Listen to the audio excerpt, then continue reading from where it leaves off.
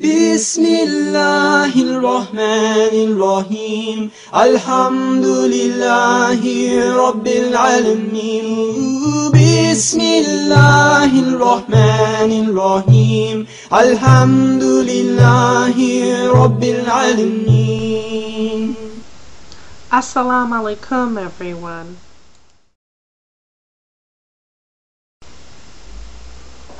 Hi, I'm the Happy Hijabi, and this is the Muslima Files, Episode 1, How I Came to Islam.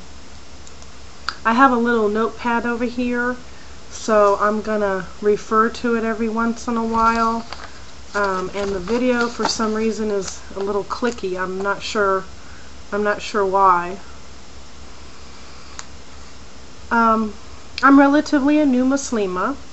I took my Shahada, Ashhadu anna la ilaha illa Allah wa ashhadu anna Muhammadur Rasulullah, in September of 2007, so it's been a little over a year now. Just to give you a little background, a little history on myself and how I came to Islam, it'll better paint the picture. I was born Polish and Roman Catholic. I was baptized. I had all the sacraments I was supposed to have. I taught Sunday school. I taught Sunday school for 20 years. They call it catechism. And I was raised in post-Vatican II Roman Catholic Church, which is a little bit more modern than pre-Vatican II. So I taught Sunday school for 20 years, attended church. My first marriage was in the Catholic Church. My son was baptized. I wasn't really living a Christian life 24/7. Like I live Islam life now 24/7.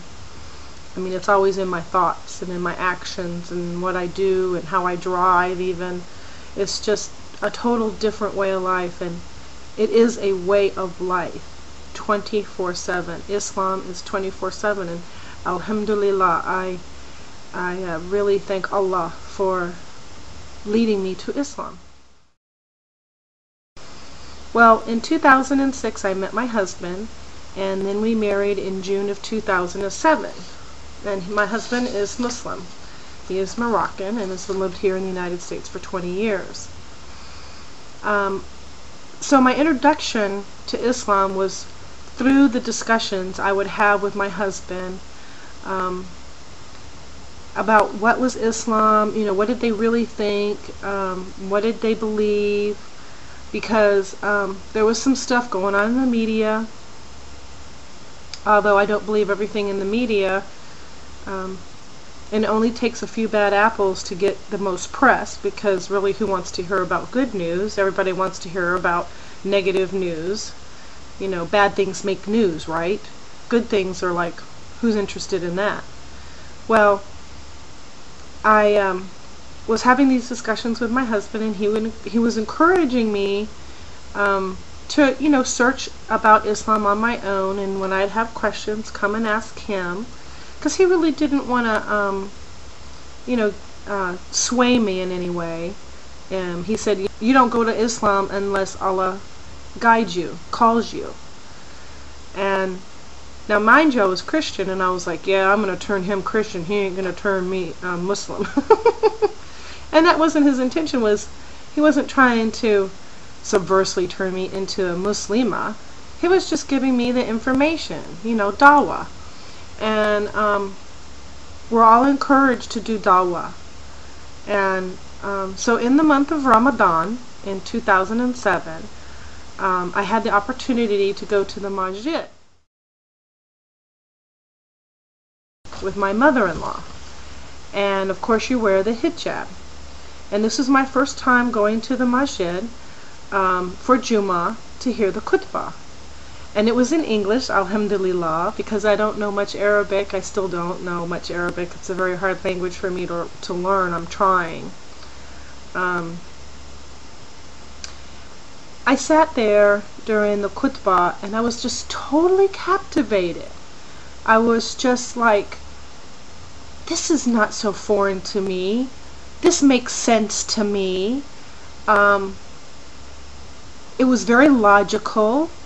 It wasn't radical. It wasn't extreme. It was a half an hour, and it was very common sense, and it just rang true to me. I was thinking, wow, my questions that I've been having, wow, they're being answered right here. And I was just so, you know, get a little emotional thinking about it.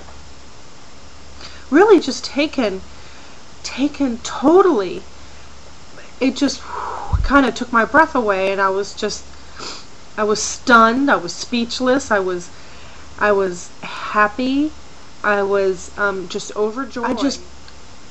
It wasn't just that I was hearing it. It was your whole self, your whole being, your whole physical being is involved in worshiping Allah.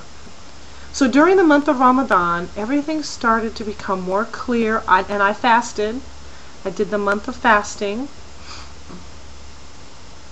So I was doing the soul searching, and I just kept finding myself going back to Islam and really embracing it. And it was like a coat that fit really well and kept you warm, and kept you protected against the elements, and it was comfortable, and it was inviting, and known to you. It wasn't foreign. So I took my Shahada with my mother-in-law present during Ramadan in 2007. And tears just welled up in her eyes, and she was just, as well as mine, and she was just so very proud of the fact that she was instrumental in encouraging me to come to Islam. And whether my husband knows it or not, he was too. Those discussions that we would have, that he would provide me information, that was just great. I'm a person who loves to read and find out information and learn, and I'm always happiest when I'm learning something. Alhamdulillah, alhamdulillah. I am Muslim. I continue to learn my prayers. I still struggle with some of the language of the prayers, and sometimes I'm a little late. I'm growing in my knowledge of Islam, inshallah, and I'm just so happy. Allahu Akbar. That's really true. I'm so much happier as a Muslim than I ever was before. If I have a question, I go to the Quran, or I ask an imam, or I read on the internet, and it has so many miracles in the Quran that 1400 years ago no human could have possibly known. This was words from Allah, and it took 23 years for the Quran, through Gabriel, the angel Gabriel, to dictate to Muhammad sallallahu alaihi wasallam. Subhanallah, subhanallah. I'm very happy to be Muslim. I'm very happy to wear hijab, and it was my choice to start wearing hijab.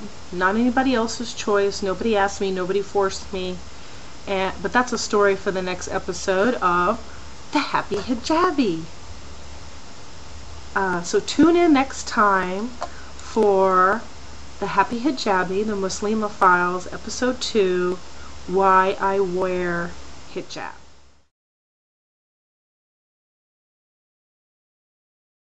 So until next time, thank you for listening, and I hope that this wasn't too long. This is my first video So some of the quality might not be so good, but I'll keep trying.